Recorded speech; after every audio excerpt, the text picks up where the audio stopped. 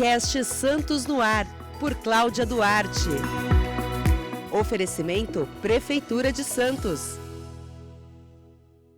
Olá, sejam bem-vindos ao podcast Santos no Ar. Um podcast que tem o objetivo de valorizar o empreendedorismo da região e servir de inspiração para quem quer empreender. O meu nome é Cláudia Duarte, eu sou jornalista e apaixonada pela cidade de Santos. O podcast Santos no Ar tem um oferecimento da Prefeitura de Santos. E hoje eu tenho o prazer de receber os médicos Dr. Marcelo Romiti, cirurgião vascular e proprietário da Angiocorpore, e o Dr. Luiz Gasparini, que é médico radiologista e proprietário da Mega Imagem. Tudo bem? Obrigada pela presença. Obrigado pelo convite, Cláudia. Obrigado, Cláudia, pelo convite. Eu acho que esse convite vale mais porque eu também sou um apaixonado por Santos, mais talvez do que o empreendedor. Que bacana. A gente vai falar sobre empreendedorismo, né?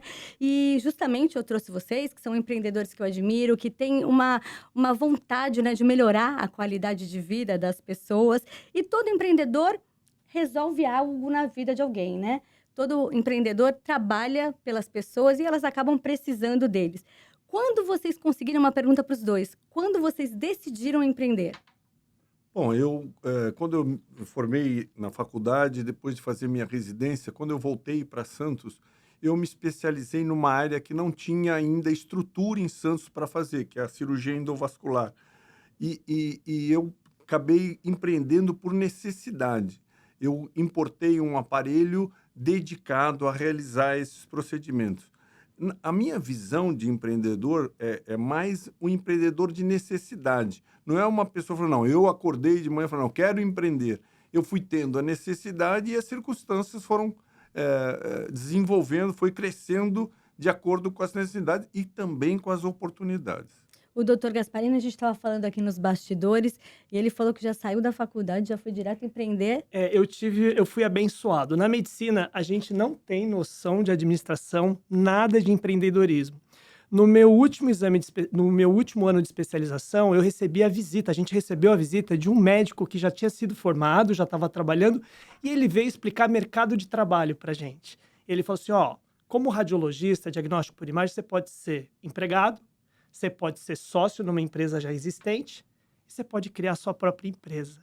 A hora que ele falou aquilo, veio o sonho. Mas, gente, sem noção de nada de administração, sem noção das dores de cabeça que viriam depois. E isso, assim, custou muito sofrimento e muita perda de qualidade de vida. Graças a Deus, esse jogo virou.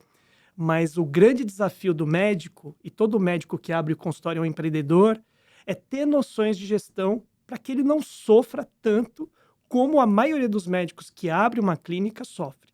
Né? Mas isso. A hora que eu terminei, assim, a minha especialização, já estava com a empresa aberta, já estava com aquele sonho enorme, né? Sonho grande, né? Começa com sonho. É aquela sorte do principiante, né? Você teve isso ou você sofreu muito no começo? Meu pai ajudou, né? Meu pai deu um dinheirinho para comprar o apartamento. A gente pegou o dinheiro e investiu em máquina. Meu pai quis morrer. Falei assim, meu Deus, meu filho. É sorte. Lugar certo, momento certo. Talvez se fosse hoje, eu não teria tanta sorte sem conhecimento, né?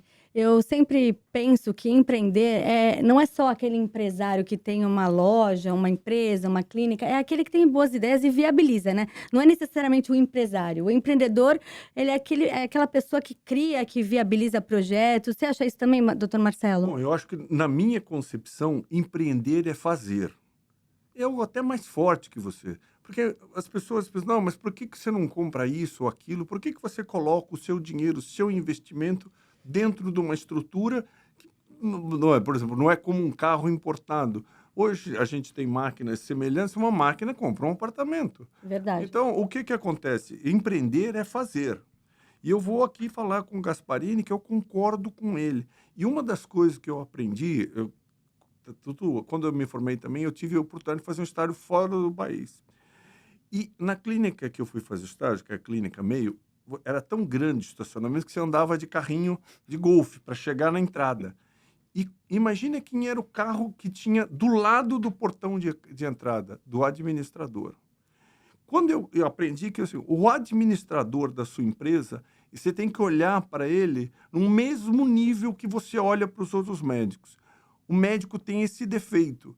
Ele acha que ele teve uma formação mais difícil, o tempo de formação é muito maior, então ele olha, às vezes, o administrador com um olhar de uma pessoa que não tão competente quanto ele. Desde o primeiro momento que eu comecei a empreender, eu procurei trazer administradores bem formados, porque eu dou muito valor à formação, bem formados, com bom currículo e alguma experiência. Mas no começo eu peguei pessoas mais jovens. Uma outra coisa que eu falo sobre isso, eu acho que ele talvez esteja... os 2 hospitais que eu comecei minha carreira, 2 hospitais filantrópicos, eu colocava o faturamento, parecia uma masmorra. Mal iluminado, mal ventilado, uma pessoa colada na outra, não se valorizava. Eu falava, mas como é possível? Essas pessoas que geram riqueza para a empresa, você trata elas mal. Eu entrava aquele monte porque às vezes tinha que ver monte de papel na mesa, tudo apertado, você tem que esquivar de um lado ou do outro.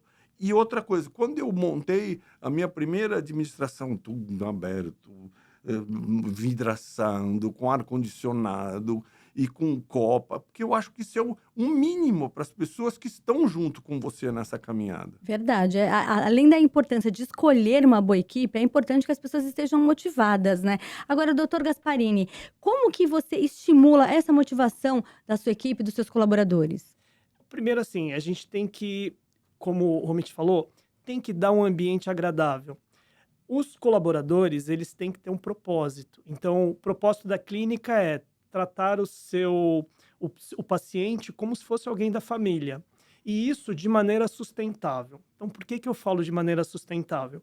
Imagina a nossa clínica abrir as portas e atender todo mundo, pagando ou não pagando.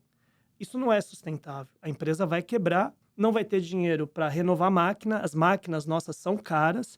Elas, depois de 10 anos de fabricação, que termina a fabricação, não tem mais peça. Então, às vezes, a máquina está maravilhosa. Uma máquina aí de 5 milhões, 7 milhões, e ela vai para o lixo, né? Então, o colaborador, ele tem que ter isso na sua cabeça, a estratégia da empresa e o propósito.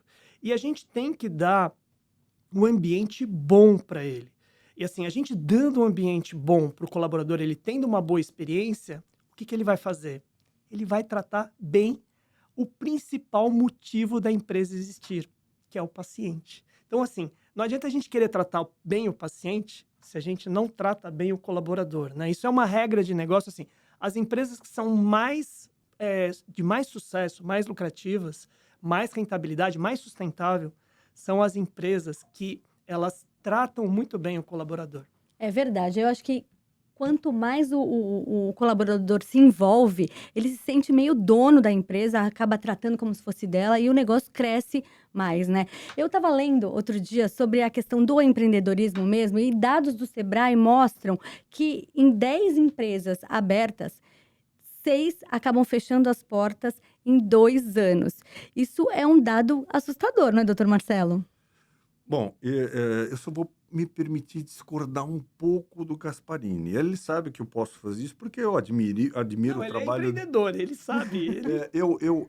Eu tenho uma certa dificuldade para motivar meus colaboradores. Ninguém falou que é fácil. Não, é porque o Gasparini, ele tem não tem problema nenhum. Eu invejo como os colaboradores deles participam. Eu vejo na rede social e tudo.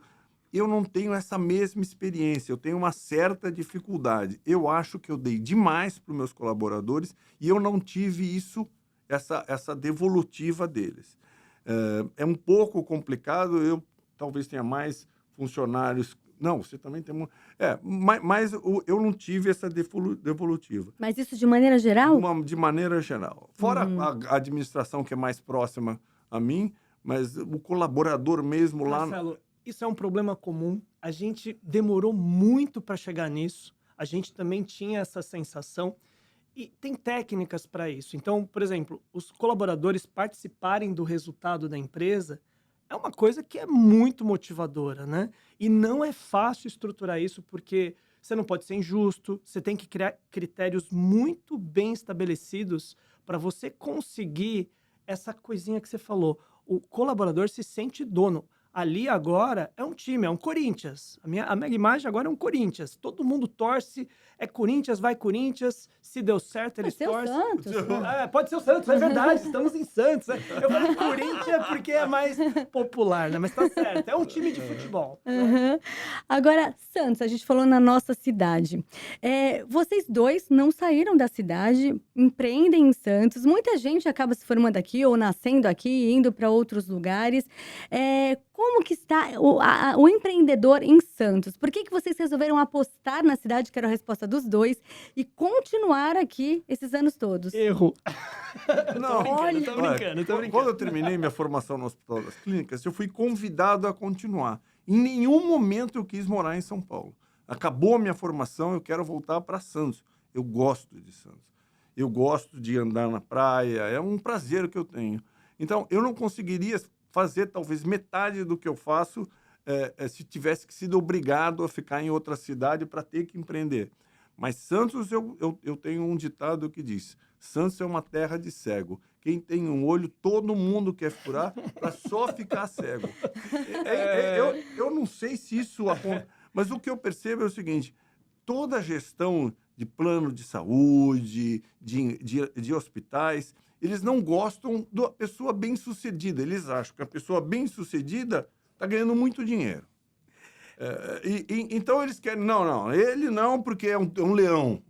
Eu sou um leão que eu brigo por que eu faço. Isso eu sou um leão mesmo. Mas essa ideia que o empreendedor é um leão e não quer dar chance para ninguém, isso é uma baboseira. E não enxergar o desenvolvimento que traz. O empreendedor mata um leão por dia, né? Então, eu falei erro porque, assim, Santos realmente é uma cidade maravilhosa, mas o mercado de Santos, na área médica, talvez em outras áreas também, eu considero um dos mais hostis. Por quê? Porque Santos é uma cidade compacta, os serviços, assim, na área médica, assim, um do lado do outro, mas isso provavelmente acontece em vários restaurantes, né? Você não tem distanciamento físico. É assim, não gostei desse, eu ando 400 metros, 1 quilômetro, eu tô no outro. Então, assim, você tem pouca chance de erro. Se você errar muito, você tá fora. Você tá no interior, só tem você erra 1 ano, erra 2 anos, 3 anos, aí no 4º ano você resolve mudar, tá tudo certo. Aqui mas não. isso é saudável, né? Não, bom isso. Não, mas é isso que eu ia te falar. Então, assim, o que aparentemente é péssimo do ponto de vista do empreendedor, cara, que não é lugar para fraco. Então, assim, para você sobreviver aqui, você tem que fazer a lição de casa. Porque senão o cliente fala, tchau, tem outro ali que tá me tratando melhor, para que eu vou ficar apanhando aqui? E eu acho que isso é uma oportunidade. É difícil. Eu brinco que os gestores de plano de saúde são responsáveis pelo que eu sou hoje, porque, assim, eu não conheço nenhum colega de turma meu que vive a mesma situação. Os caras estão tranquilos, mas muito tranquilo. Eu aqui em Santos, eu falo assim, olha, tem que andar direito, tem que andar melhor, tem que melhorar aqui. Por quê? Não tem tranquilidade aqui, né? A gente é pressionado, não é, Romit? O tempo todo com custo, não reconhecimento, às vezes, né? A gente traz uma coisa legal pra caramba e chega um gestor e fala assim, não, mas o preço aqui, não sei o quê. Não, é isso, não é? E pior ainda. Não, pior, né? Eu sou talvez um pouco mais... pior ainda porque não se valoriza a qualidade. Isso é um grande problema para Santos, porque a gestão da saúde em Santos sempre foi feita por amador. O mercado de saúde, essa é uma percepção minha, se você abrisse qualquer coisa de qualidade zero, você ganhava dinheiro. Por isso que todo médico falou, não, meu pai me deu isso, eu montei. Agora não é mais assim. Ou você apresenta uma qualidade de gestão e uma qualidade profissional, profissionais de qualidade, ou você vai ter uma dificuldade grande. E os administradores da saúde, eles não enxergam isso como um ganho. E sim, não, qualidade exige um preço superior. E eles não enxergam que isso é um ganho para eles, porque o doente resolve o problema dele. Quem paga a conta tem que enxergar isso. Se ele não enxergar aquilo, você tem que ter... Quando você olha uma instituição, por exemplo, a clínica do Gasparini, tem uma qualidade lá dentro. Então, isso tem que ter não digo nem superior, mas para de querer que seja inferior. Existe um diferencial de qualidade. E isso não é que gera prejuízo. No meu ponto de vista, primeira coisa, gera lucro porque o doente é melhor assistido. E gera lucro para o plano, para o hospital, para essas estruturas. Eu acho que as estruturas de saúde em Santos, as administrações da saúde, estão na mão de pessoas com pouca competência administrativa. Eu acho Só que... mais um dado que eu vou falar. Santos precisa mostrar que tem qualidade de saúde suficiente para que a pessoa fique na nossa cidade. E aquela ideia de que, não, Santos não tem saúde. Tudo que é feito em Santos é olhada com um degrau inferior. Porque o Einstein realmente é. Mas tem muita coisa que pode fazer aqui em Santos e as pessoas têm que se sentir um pouco mais seguras. É isso mesmo, eu acho que isso é verdade, é importante a gente valorizar e o investimento tem que ser valorizado, né? Até quando vocês falam dessa questão do consumidor exigir preço, enfim. Mas o consumidor, o cliente, o paciente, para ele, essa questão da concorrência é bacana, né? Bom, Porque ele vai saber, o empreendedor Não tem sabe. descanso. Então Não tem. quem ganha com isso o somos cliente. os clientes, Isso é verdade. somos nós clientes, né? Agora, o empreendedor, muitas vezes ele pensa, eu sou muito bom em fazer tal coisa, um médico, eu sou muito bom médico, eu sou muito bom, eu gosto de moda, entendo. Mas o empreendedor, ele tem que entender também de contabilidade, de métricas. Você acha isso, doutor Marcelo? Eu não acho. Ele tem que reunir uma equipe. O empreendedor tem que ter o desejo de fazer uma empresa, e isso é uma coisa que não se aprende em nenhuma instituição. Sim. E de contratar pessoas que sejam competentes nas áreas de administração. Eu não sou administrador, nem eu administro a clínica, mas eu faço as coisas segundo os parâmetros que eu acho que são interessantes. Mas um administrador, um responsável por esse ou aquele setor de competências. E não é todo mundo que é assim. Muita gente acha que empreender é ganhar dinheiro, não ser assalariado. Por isso que de cada 10, 6 fecha. E vou também agora fazer um contraponto com o Gasparini. Eu acho que Santos, a concorrência de Santos não é tão grande assim.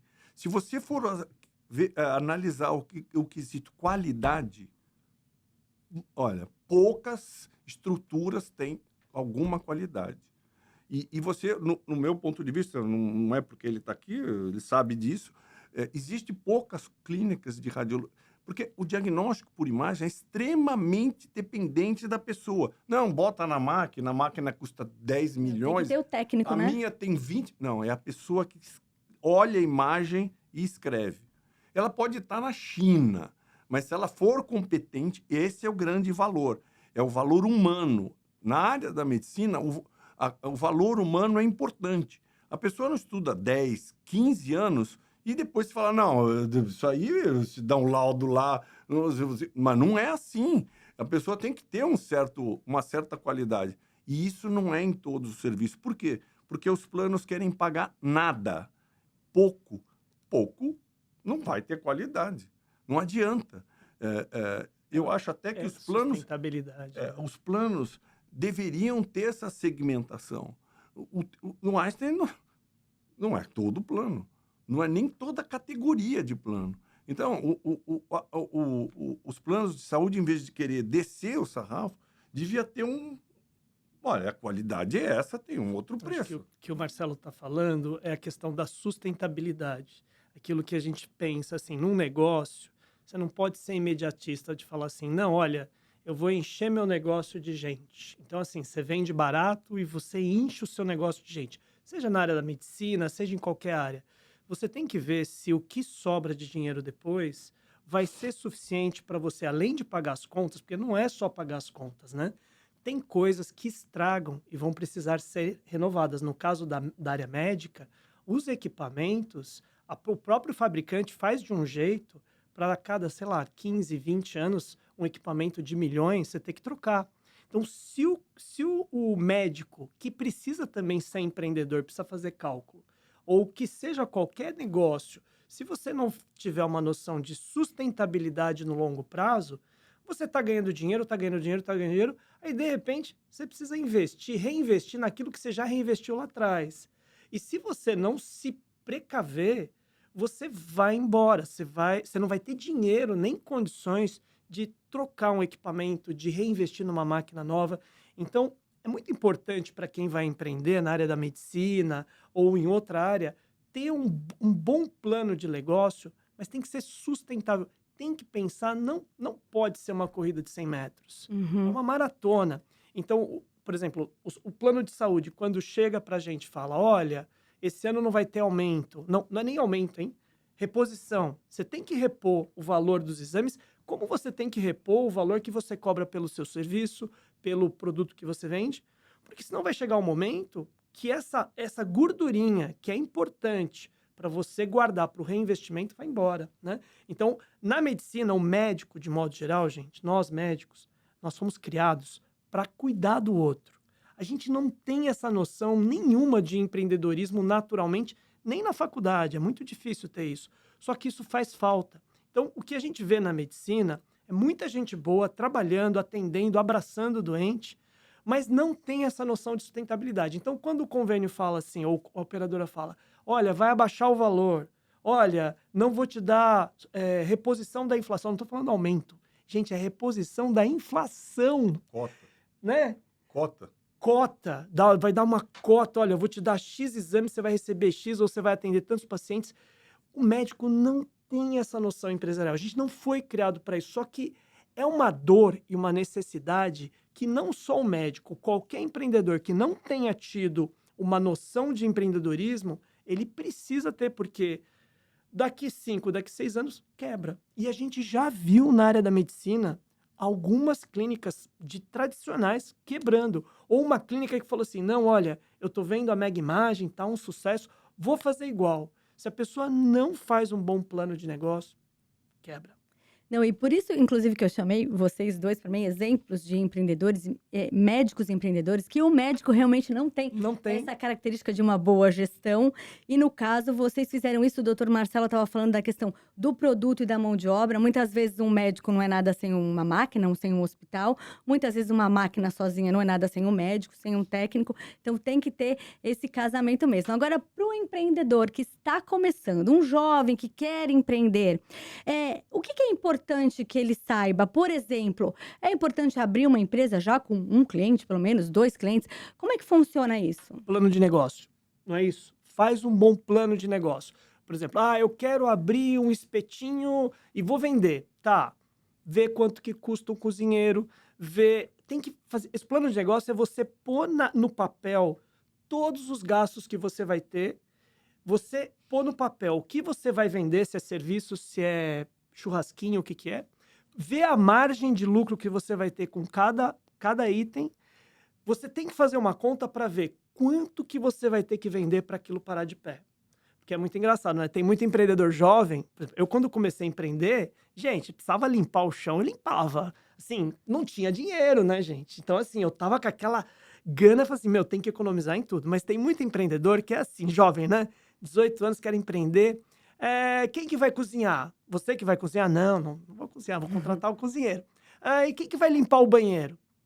Eu vou contratar uma pessoa da limpeza. Mas olha, você está começando, você já vai contratar uma pessoa da limpeza?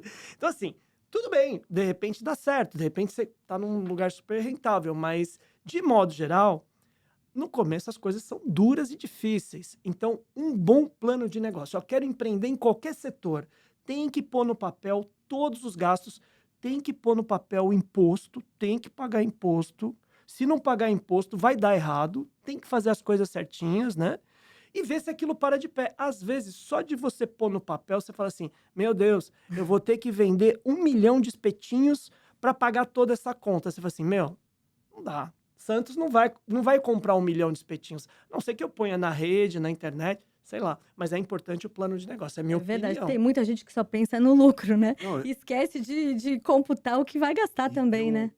Seguindo a linha, eu ainda acho que um bom plano de negócio, por melhor que seja, você fala, não, eu vou lucrar 50. geralmente as surpresas são negativas. Não garante nada, Nada. hein? Não garante. Mas já dá uma ideia muito aproximada. Pelo menos corta o mato daquilo que não vai dar certo. Ó, se você fizer isso, você vai se ferrar. Você vai fazer isso mesmo? Não, não vou fazer não. Opa, não vou fazer não. Então, plano de negócio eu acho que é bem legal pro médico, pro dentista, para todo mundo. É interessante. Doutor Marcelo, quando você percebe que as contas estão apertadas e você quer economizar, o que você corta? Eu corto tudo que for necessário. Mas eu costumo... Desculpe, você pode perguntar, mas eu costumo dar o exemplo. Recentemente, o médico gosta da fichinha. E eu também usava a fichinha. Eu falei, não, vai acabar com a fichinha. Eu falei, pode tirar a minha também. Porque se eu não fizer isso, vai ser difícil que as outras pessoas fazem. E eu quero falar também, seguindo a linha dele, eu gosto de pegar os ganchos dele. A saúde, ela é ingrata, o material da saúde.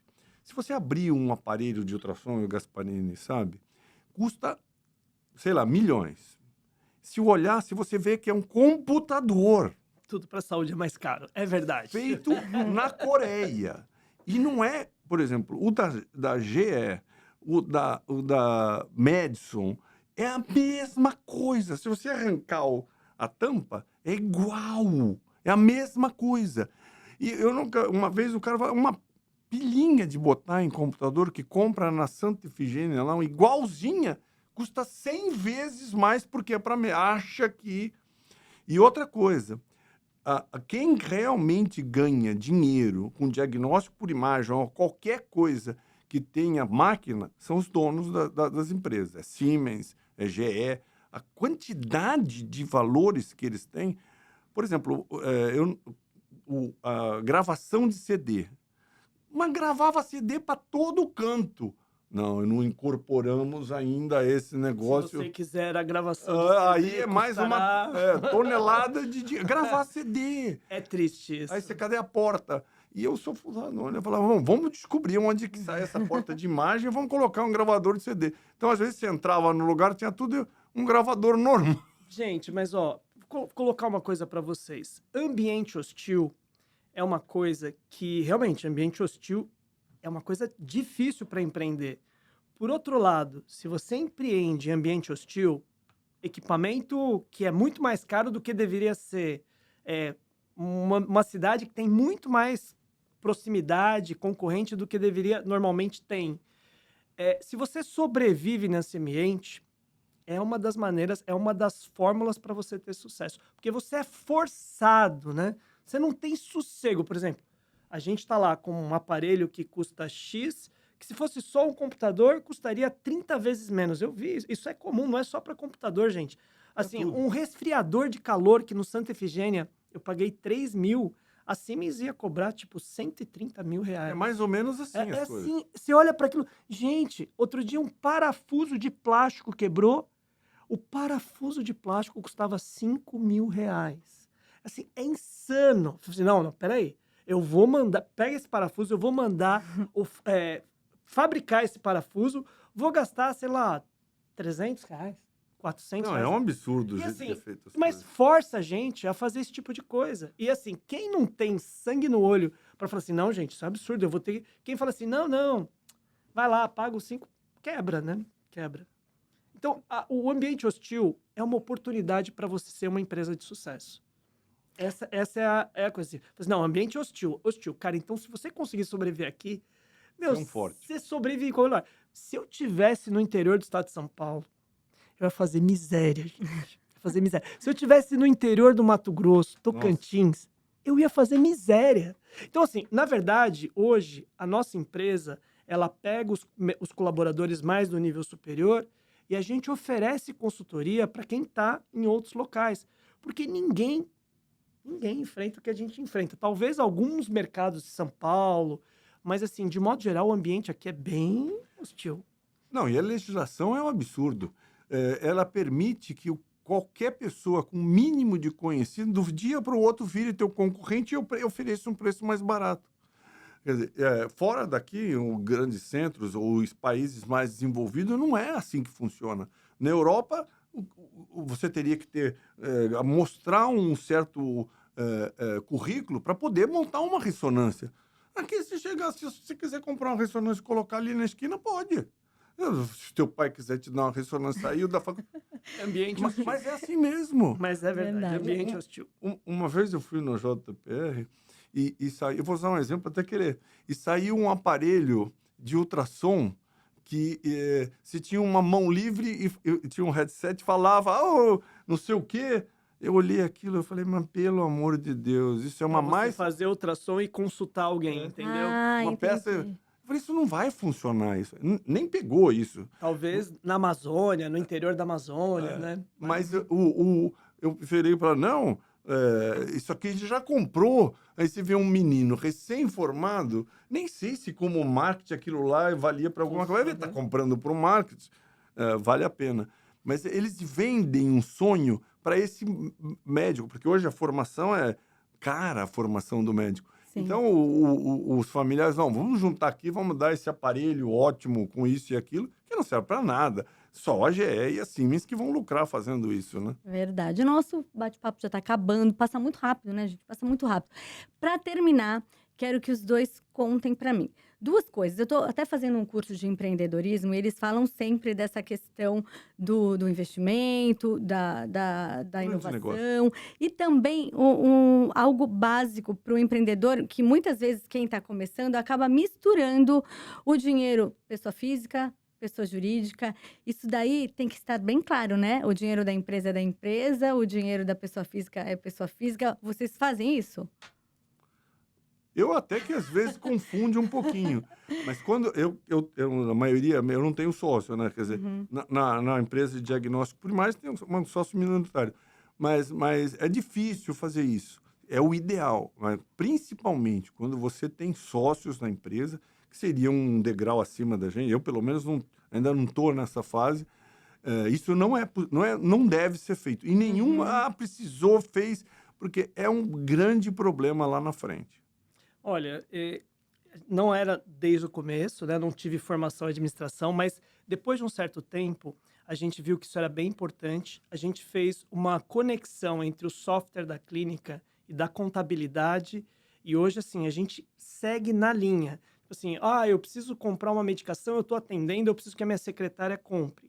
Secretária, isso vai tirar da minha produção. Então, assim, eu recebo a minha produção. A gente divide bem isso. E é importante ter essa divisão. Eu ia aproveitar o final para falar de uma coisa que eu acho muito importante, que é sobre o engajamento dos colaboradores.